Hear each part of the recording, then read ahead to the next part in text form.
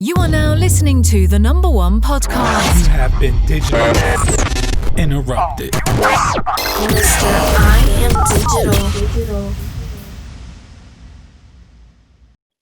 All right, guys. So you guys know how it is. You know what it is. We are back for another episode of Digitally Interrupted. And, I'll just introduce this man here. Most of you guys hate him. Most of you guys love him. I guess it all, picks on, who's ever the preference. But, we have here, most of you guys know him as Simon. And I'm going to introduce you guys to Behzad Dabu. So what's going on, sir? How you doing, man? Thanks for having me. Of course, anytime. Like to have you here in the house. You know what I mean? Just kick your feet up, relax. So um, let people know, who you are that may not know you, because a lot of people just know you as like a couple, one character, and also a lot of people don't even know that you were in the Shy as well. Right. So that's something else, So let them know. I was born in Boston. I was raised in upstate New York, in Syracuse, New York, and I've always been an actor. I went to school in Chicago. I stayed in Chicago for 10 years, and while I was in Chicago, I was doing a lot of stage work. I did a lot of great roles and a lot of new plays, and I worked on with playwrights on new play development. And I also worked on a lot of activism stuff, working on representation for people of color. And then from there, I did a play that kind of took me all across the country. It was a show called Disgraced. And that show took me to the West Coast. I did a West Coast tour on Seattle, San Francisco, and Los Angeles. And when I was in Los Angeles, I started doing a little television, and I decided to stay. So that's how I got here. And then here, I've done a bunch of television shows from, How to Get Away with Murder and The Shy, but also The Good Place and All Rise and Drive Share and some films. So some cool stuff.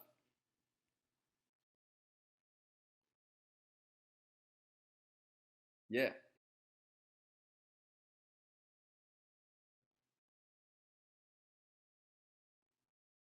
I love I love the idea of telling stories, and I love the idea of. I was always like a storyteller. Like even when I was young, I was always like making up stories and making things a little more, embellished. And even like as a little kid, I think I remember when I had a little bike and like the bike chain fell off of my bike, and I went home and I told my mom that like a bunch of dudes jumped me and messed up my bike chain.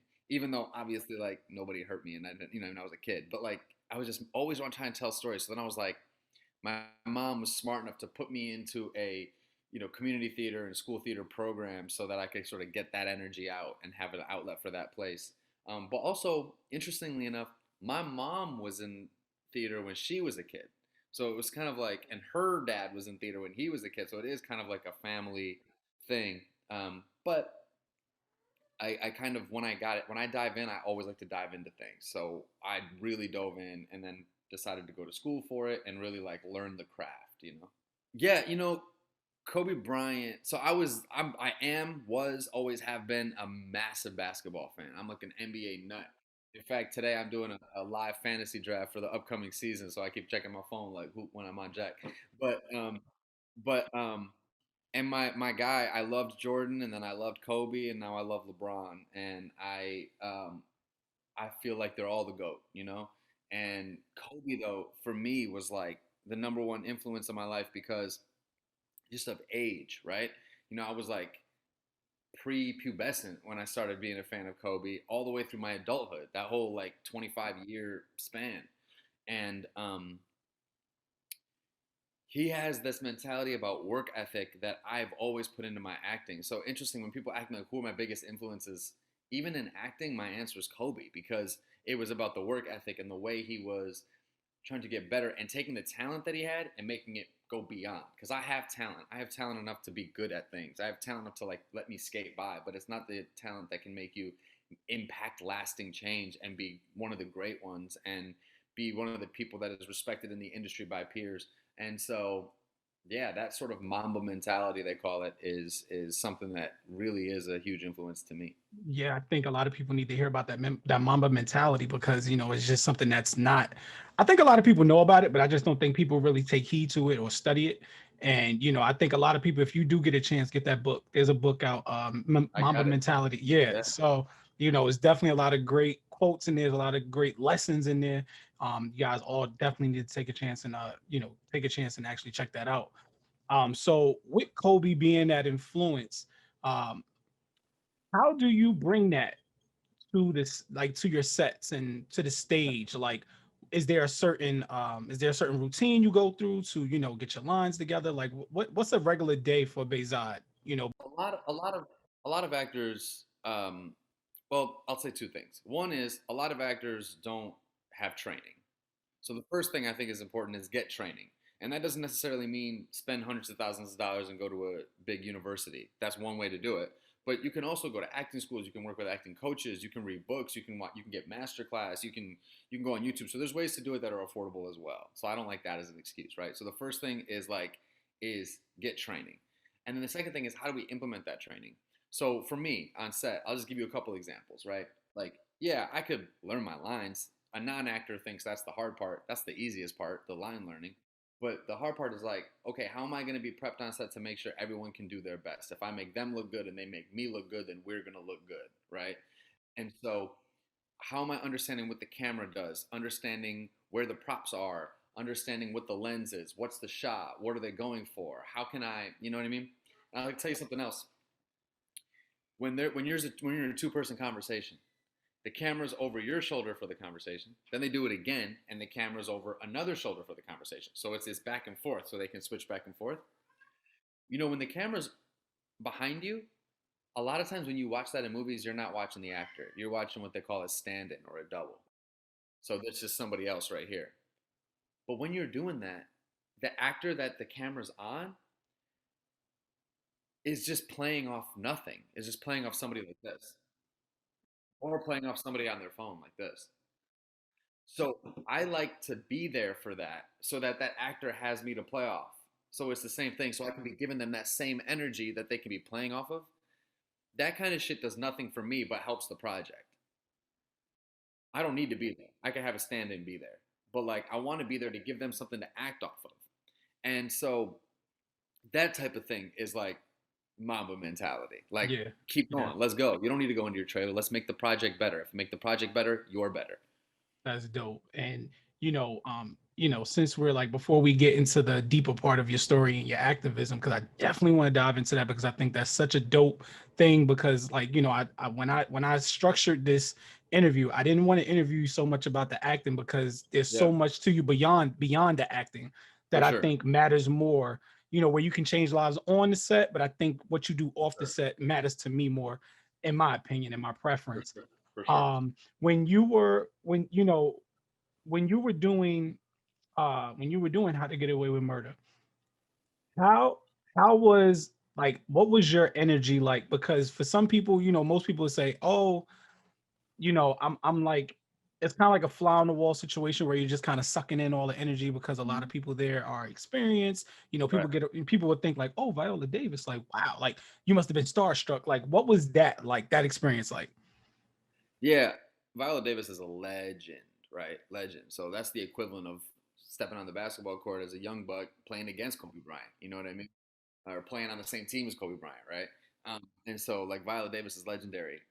But she's an actor, and she's a real actor, and I'm a real actor, and we both are trained. We both worked at the same theaters. I'm not saying I'm as good as Viola Davis. Don't get me wrong. But what I'm saying is like I have the same vocabulary as Viola Davis. We have the same baseline training. We have the same core understanding, right? She's just at a legendary level of that understanding, but we have the same core understanding. We could talk the same language. And to be honest, not a lot of actors can. So I feel very confident on any set I walk in, and that's not arrogance. That's preparation. I really feel like I could walk on a set tomorrow with Viola Davis and Meryl Streep and Denzel Washington and Leonardo DiCaprio and Spielberg. And I'm not saying I'll be as good as them or whatever, but what I'm saying is I can talk with them. I can go toe to toe with them because we have the same level of understanding as an actor versus there are actors with more experience than me, but with less training and less understanding, Um, I've worked on stages all over the country and dealt with every problem an actor can deal with. And so I'm ready to go. So I just kind of took that energy to it. I was like, you're here and I'm here. So if I'm here and if you're here, then we're here today. And we are the each other's senior partners today. So I'm not going to sit here and be starstruck. That being said, I learned so much. I did absorb everything like a sponge.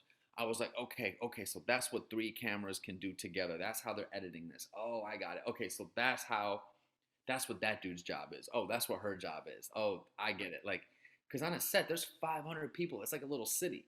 And sometimes you're like, why are there 18 people behind the camera? And you're like, oh, every single person has something to do that's different.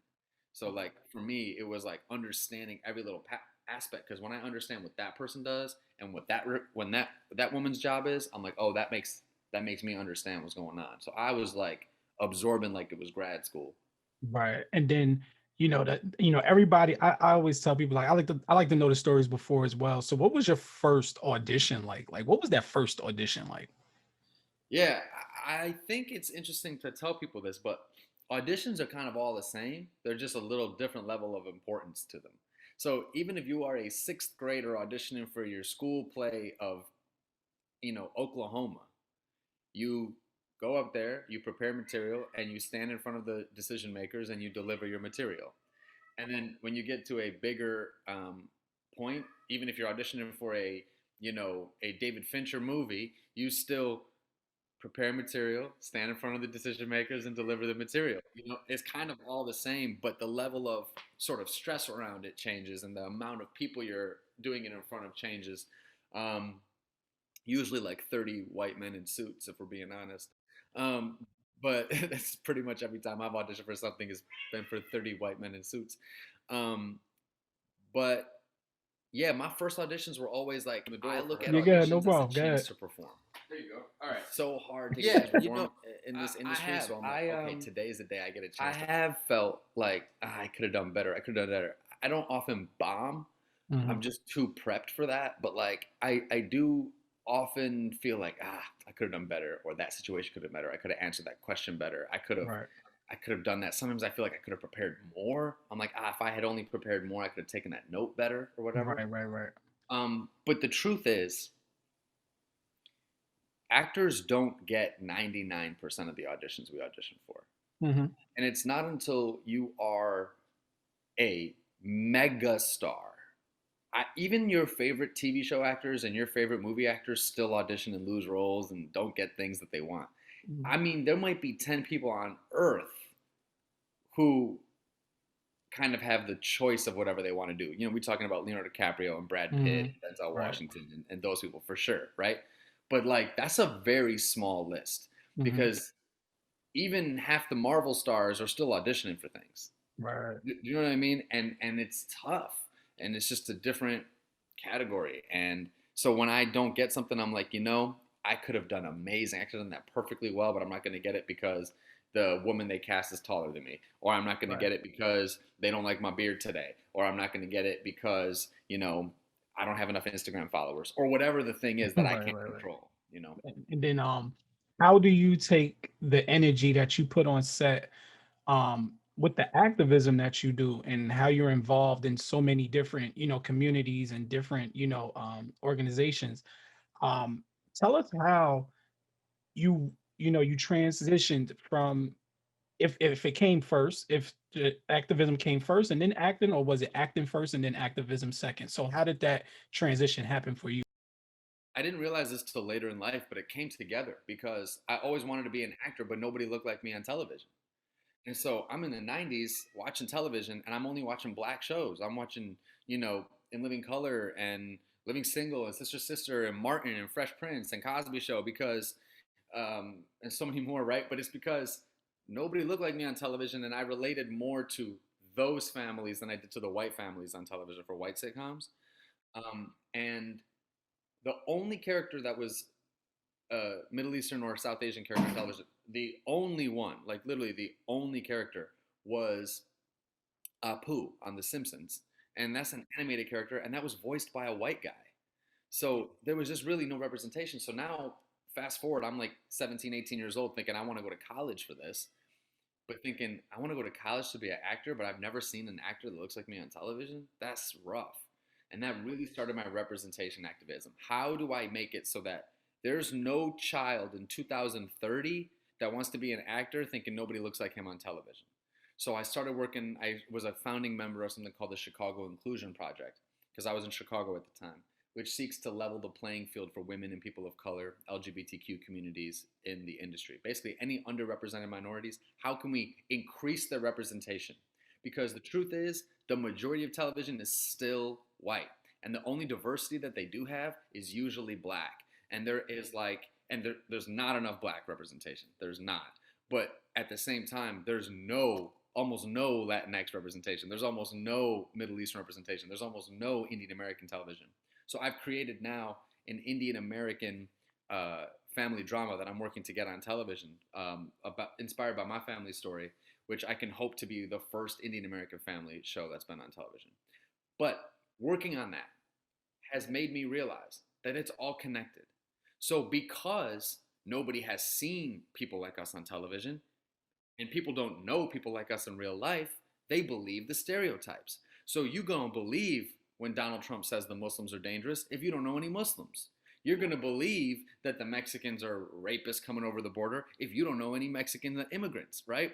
And so the representation feeds directly into the television, because the television shows us as Muslim terrorists, and they show them as Mexican rapists, and they show them as black thugs, and they show them as, Latina maids, and they show them as these things where you just like, all these negative stereotypes are reinforced. So I started working with Black Lives Matter, and I started working with Reform LA Jails, and I started working in the political system to be like, all of this is together. We can't just change one thing. We change representation, which might change outlooks. We change outlooks, which might change voting outcomes. We change voting outcomes, which might change how the jail system works. And the jail system works is how our money works, and how our money works is how cops work, and it's all connected. Right. So right now, all those sort of things that are passionate to me are working in my life at the same time. I'm spending equal energy on all those things. That's dope. That's very dope, because we find a lot of people who gain a little bit of success and they just kind of forget forget where they came from. They kind of forget the cause, they forget their impact that they have outside, and that's really dope. And I definitely commend you. I hope, if I can help in any way, let me know, because I'm definitely down if I can cause some type of, exposure to whatever you're trying to do, on that side of the country. I'm down for it. You're already doing it. You're already bringing exposure to the different and underrepresented voices. And if you Yeah. happen to know any of those rich white dudes in suits, let them know that there's a show Right. that we need to be producing. Hey, listen, man. Hey, listen. I do video, and I'm a cameraman. So, first, so, if you at any point, if you get to the point where you like, what, if nobody else is gonna put any money behind this, I'll just do it myself. By all means, let me know. I will fly across, and we will figure out a way to do that, because I think that's something that needs to come out, period. However it comes out, it just needs, It even needs if to happen. Yeah. it needs to happen. So, It will happen. And honestly, like there's always sizzle reels, and there's always things like that we need to create. Yep. So be in Yep. touch. For sure. Yeah, let's definitely talk about that, because if we can get one scene done just to kind of pitch it, to kind of get a budget for it, you know how we do it. Yeah. So now you talk a lot about your parents and the influences they had on you.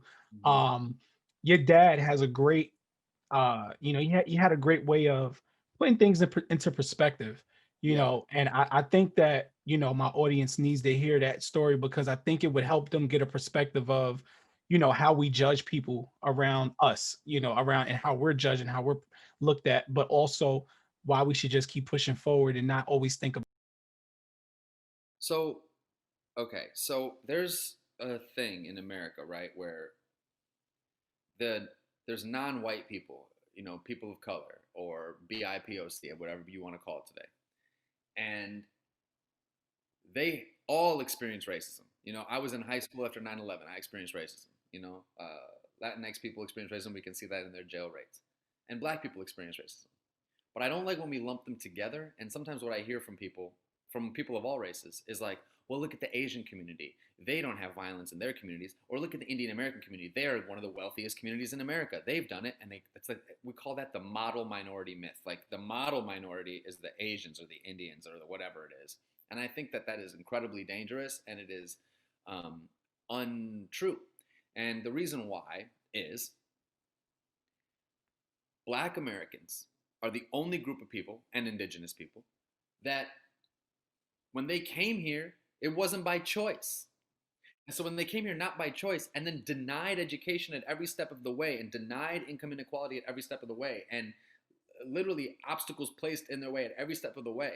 So to compare that situation to a group of people who mostly chose to come here for college, over 90% of Indian American, Middle Eastern, South Asian people that come to this country, they come here for college and then they stay. So now they're starting at a baseline of a college education and knowing where they came from. Whereas Black Americans literally cannot trace their lineage because it is stolen from them and then denied every single way. So it's not the same thing. So I think we need to say, and I work with a group called South Asians for Black Lives. And it's like, we need to understand that it's different. That being said, do we all experience racism? Yes. Do we all experience prejudice? Yes. But we experience it in different ways. That's crazy, and I appreciate you even sharing that because that just kind of gives people a different perspective of what's going on around them and just gives them something to pay attention to, and just Yeah. not ignore it or just kind of like be passive about it. But it's definitely something that needs to be addressed. And I just think that we all need to come together at some point, and figure it out, just figure out how we can build each other, in those Yeah, instances. that's one of the reasons. That's one of the reasons why I like sports so much. Actually, why I like and I really, when I say sports, I just mean the NBA. I don't follow any other I get sports. it. I get it. But one of the reasons why I like the NBA so much is because there's truly nothing else that I can think of. Okay, truly nothing else I could think of that I could sit with someone on the other side of the aisle and talk about for an hour. Like, Right. like maybe movies, but like I'll just say it out here. I'm not a Trump supporter and I don't fuck with his supporters, right? But I'll just say that out here. But like, because I think they're actively voting against me and my family's best interest. Understood. But if there was a Trump supporter on their side and all we could do is sit and talk about the Lakers or the Nets or the Bucks, I could do that. Right. I could legit, and so I think there's power there in a Right. way that is a topic that can get two people on opposite ends of the spectrum and they could talk. I mean, I can't talk with a racist about nothing, but if I was talking to a racist about the Bulls, I might not even know I was talking to a racist. Right. Very true. And so, Very and so it's like, it's one of those things, and I want to know, how can we leverage that? Maybe we could do that with movies. Maybe we could do that with television shows, things that connect everybody. But sports has always been a way where I could be sitting right next to a whoever who I disagree with, but like we could be right. talking about Kobe and LeBron, and we could chop it up all night. Right. That's crazy that, certain things like that, can bring people together that are on opposite sides of the spectrum in a sense. Yeah. You know, but with all the organizations that, you're involved with, what other ways are you connecting to the communities around you at all? What way am I connected to the communities around me? Yeah, like how else are you connecting? Like, are you going out to do like motivational speaking or anything Yeah, else? I I'm not doing that, but what I do is I really, really love giving back to early career artists. Okay. So I'm actually, you know what? I've been thinking about this. I'm just gonna make it a reality right here, right now on the show. What's up? I've literally been like thinking about doing this, but I'm just gonna like say it, and now once I say it, it's gonna have to get done. Let it out. So I want to start for 2021. I want to have a group of early career artists of color, early career, like out of college, okay? And I want to provide a space for free where twice a month we can meet on Zoom Mhm. and we could just ask questions and help each other out. There'll be a group of like 10 early career artists and myself, I'll lead it as like a mentorship program for free where Right. they could say, "Hey, I just graduated. I want to know how to get an agent. Hey, I got an email from this manager. I don't know how to respond." Or, "Hey, this dude was creepy. How do I respond to the situation professionally?" Or, "Hey, you know, I wrote this pilot. How do I get it in the hands of this person?" Because they don't teach that to anybody. And That's everybody right. is just lost trying to figure it out and getting bad advice from here and there. And I want to provide a group. So we meet twice a month and you show up for an hour and we just talk and we get answers to our questions to help people go forward in their career faster. So that's something I want to do for free. There'll be a program on my website I'm going to create. I don't even know what I'm going to call it yet. Um, Gotcha. but there'll be probably a video application where someone just sort of like records themselves for 2 minutes on their cell phone, like Hmm. why they want to be a part of the program and why they should be. We'll have an email address to send them those to, and we'll pick like 10 to 12 people, and we'll do that, and it'll be probably for a year, and we'll just like a couple times a Not month bad. we'll meet, and I want to give back in that way. I love coaching auditions for people. Right. I love, working with people on industry coaching, like really understanding the business behind it, because that's everything. And so that's how I kind of give back, because I think no one ever taught me that stuff. Right. I mean, and like I said, I'm all with you with activism. I am a environmental activist. Love So that. I definitely understand when it comes to activism how much things are important in a mission. I also started my nonprofit organization in July, for me to be helping to teach photography and videography, Oh, as dope. as an outlet for kids, inner city kids who are, just looking for an outlet, just to do something. So I mean, me and you can talk, off the show. I'll talk to you about it because I know we probably have some kids on the East Coast. You know what I mean? Absolutely. So And with yes, Zoom, they can be anywhere. Yep. exactly. So, if me and you could talk about that, I'll definitely, work with you on that just to, hold down the East Coast and bring some kids in from the East Coast. So, if you need some help, hosting, it's because I feel like art is just a universal, thing. And when you put Yeah. acting, you put, videography, photography, screenwriting, auditioning, like it all comes together. And like you said, just like basketball, it brings us all together, man. Yeah, we can And do like there could be a whole month about just like their pictures and headshots and stuff, and maybe we can yeah, things. I Yeah, that's mean, yeah, we could yeah, we'll talk about that off that. yeah. Um, what is well, ran right into the last question where we like to leave it off with positivity here. Yeah. What is some advice that you would want to give to somebody who's coming in? They don't got to be coming in as an actor though. Anything in life, Yeah. what is some advice you would have for them to accomplish what they're going for? I think, and this isn't me being like an old man and saying like the new generation today. It's not that. Right. I'm just saying we have so much access now that other generations didn't have. And so I now think that there's no excuse to not have a base knowledge of things, Right. because it's so important to come in trained and have done research. And it's like before, when you had to go to the library and get an encyclopedia, and if it was printed the right edition you could read about it, fine, or you had to know the right person, or you had to have the right connection. But now, my God, you could learn how to be a stock trader on YouTube. You can learn real Right. estate on YouTube. Right. You can Yep. you get a book for anything. You could order a book and it is in your apartment the next day. So like, forget that. You could order a book and download it in 30 seconds. Yep. And it's on your phone that you could, you know what I mean? So it's like that you could listen to while you're working out. Like there's so much access to things that it Right. actually kind of bothers me and shocks me when people show up to, you know, something without a base knowledge that a Google search would have solved. So whatever it is you really want to do you really want to do it if you haven't done all that first? Because for me, if I really want to do something, I'm gonna research it, I'm gonna Google it, I'm gonna YouTube it, I'm gonna learn about it, I'm gonna read about it, I'm gonna hear what the experts say, I'm gonna hear what the differing opinions are, what's the dissenting opinions, what are the controversies, how do I feel about it? Then I'm gonna go to my uncle's friend or my brother's, girlfriend or whoever it is and be like, Right. yo, will you sit with me and talk about it? Right. Because sometimes what happens is I'll do that favor for somebody. Like I'll have coffee with an early career young artist, or I'll have coffee with like a young actor or something who's trying to break in. And I'm like, you haven't done anything. And that tells me something. It's like, I'm not expecting you to know everything. You're new. I get that. But you haven't done anything. And that shows me that where's your drive or your passion to do it, because there's so much access out there. Like, you know what I mean? Does that vibe with what I'm saying? Like, Yeah, yeah. I think that takes heed to where, me, I'm self-taught. I just went back to school to get my not my master, to get my bachelor's in digital cinematography. Because in this industry, you got to have a piece of paper because it helps you get through certain doors that you won't be able to get through without it. It doesn't matter who you know. You right. still got to get that paper. But I can attest to that. YouTube has been. I'm a graduate of YouTube University, man. I Yeah, think I me got too. about 10 plus years. I probably got my PhD in YouTube at this point. Mm-hmm. And I'm not afraid to ask questions neither. I don't act like I know Absolutely. it all, and that's where I think a lot of like the new generation, they just don't think they have to ask. It's kind of like, even though you have the access to it, but think about it, when we used to go to the libraries, if you didn't know something, you had to ask your teacher about it. So either way, you're not going to get all the answers on Google or YouTube, because sometimes you may not initially understand it. You just need somebody else's perspective to give you a better understanding of things. And, I just think that a lot of people just need to come to an understanding that you may not know it all. It's all Yeah, right though.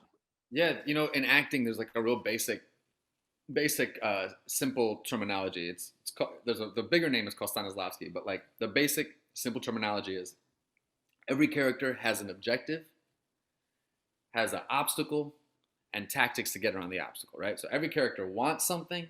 There's something in that character's way, and so they got ideas to get around it. That's just a basic, like, level 1 acting thing.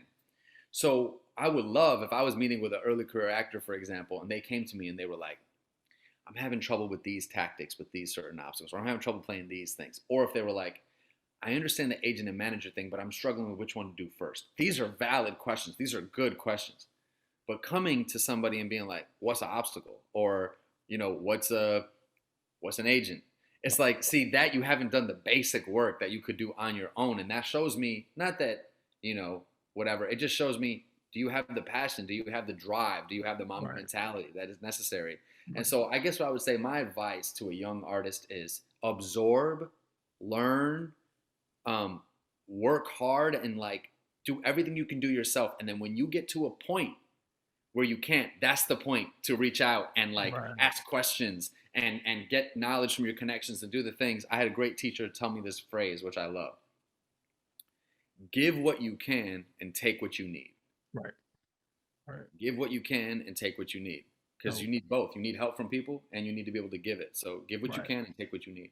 Yep. And I appreciate you for saying that because, you know, I've always believed in that we don't get I don't feel like we're blessed with information to have it and hold on to it and take it to the grave. Like it's meant to pass on because it just goes on and on, you know what I mean? So, you know, I would love for you to let people know, you know, how they can, you know, follow you on Instagram, if, you know, you have any social medias, how they can support you, you know, because right now, let's be real. It's a struggling creative world right now, you know, and, you know, is there any way that, you know, just let them know how they can find you and how they can support you at the same time?